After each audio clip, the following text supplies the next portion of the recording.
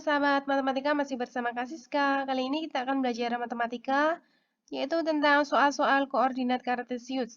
Sebelum belajar, jangan lupa like, subscribe, komen, dan di-share sebanyak-banyaknya ya. Soal yang pertama, gambarlah 3 garis yang berpotongan dengan sumbu X dan sumbu Y dan melalui titik Q27. Q27 berarti X-nya 2, terus kemudian Y-nya 7. Berarti di sini titik Q ya. Dan kita akan menggambarkan 3 garis yang berpotongan dengan sumbu X dan sumbu Y. Jadi kita sebenarnya bisa menggambarkan banyak titik yang melewati titik Q27 yang berpotongan dengan sumbu X dan sumbu Y. Di sini kakak sudah menggambarkan, di sini kakak malah menggambarkan 4 garis ya. Yaitu ada garis yang berwarna biru tua, terus kemudian merah, ada biru muda, dan pink. Jadi garis-garis ini merupakan garis yang berpotongan dengan sumbu X dan sumbu Y dan melalui titik ini ya, Q27. Gampang sekali ya. Jadi bisa banyak garis yang bisa dibuat.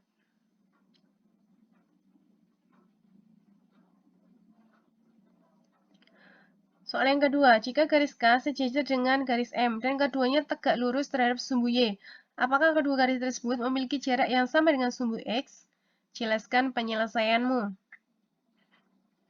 Oke, jawab ya. Garis K dan M bisa berjarak sama dan bisa berjarak tidak sama terhadap sumbu X. Garis K dan M berjarak sama terhadap sumbu X jika kedua garis tersebut berimpit. Salah satu dari garis K atau garis M berada di atas sumbu X dan yang lain berada di bawah sumbu X dan masing-masing berjarak sama ini ya, berjarak sama terhadap sumbu X. Jadi maksudnya begini ya. Jadi ini sumbu X, ini sumbu Y. Ini ada garis M dan kemudian garis K. Jika garis K dan M ini berimpit, maka jarak terhadap sumbu X itu sama, jaraknya sama ya, karena mereka berimpit, ya kan? Terus kemudian, yang B, salah satu dari garis K atau garis M berada di atas sumbu X dan yang lain berada di bawah sumbu X. Jadi begini. Ini sumbu X, ini sumbu Y. Ini tadi yang A ya, ini yang B. Jadi garis K di atas dan garis M di bawah. Dan ini memiliki jaraknya itu sama ya. Misalnya jaraknya sama 3 satuan. Di sini juga sama 3 satuan. Nah, ini memiliki jarak yang sama. Boleh di sini garis M, boleh di sini garis K. Boleh dibalik ya. Asalkan jaraknya sama. Misalkan kakak kasih kan tadi jaraknya 3 satuan. Boleh juga 5 satuan sama-sama. Yang di atas 5 satuan berarti yang di bawah 5 satuan.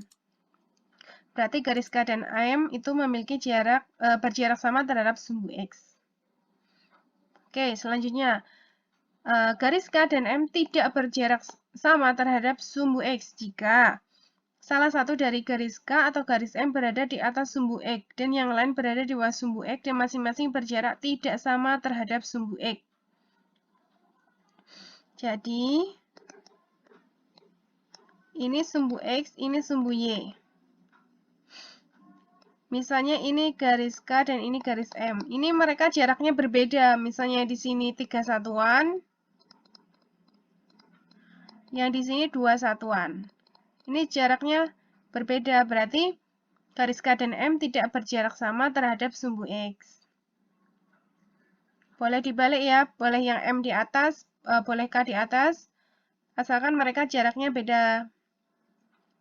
Terus yang B, kedua garis berada di atas atau di bawah sumbu X dan masing-masing garis berjarak tidak sama terhadap sumbu X. Nah, misalnya ini X, ini Y. Ini sama-sama di atas, ini K, ini M. Nah, berarti kan ini otomatis berbeda ya, dari X ke K beda, terus dari X ke M beda. Berarti otomatis K dan M itu tidak berjarak sama. Jadi dapat disimpulkan bahwa garis K dan M itu berjarak sama jika kedua garis K dan M itu berimpit. Berimpit ya.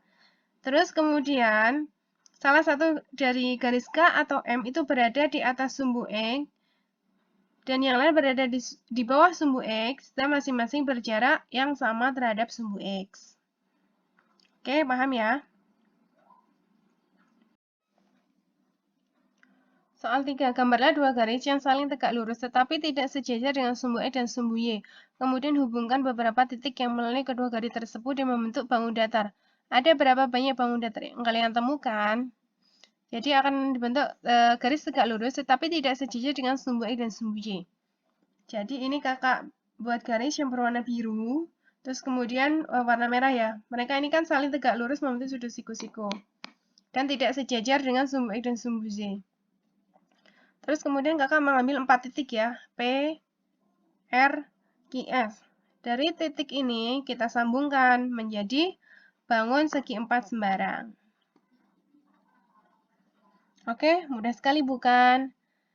Sampai di sini penjelasannya, semoga kalian paham. Tentunya matematika itu mudah. Jika kalian sering berlatih, kalian boleh kasih pertanyaan ataupun saran untuk materi selanjutnya yang ingin dibahas. Jangan lupa like, subscribe, komen, dan di subscribe ya. Selamat belajar, terima kasih.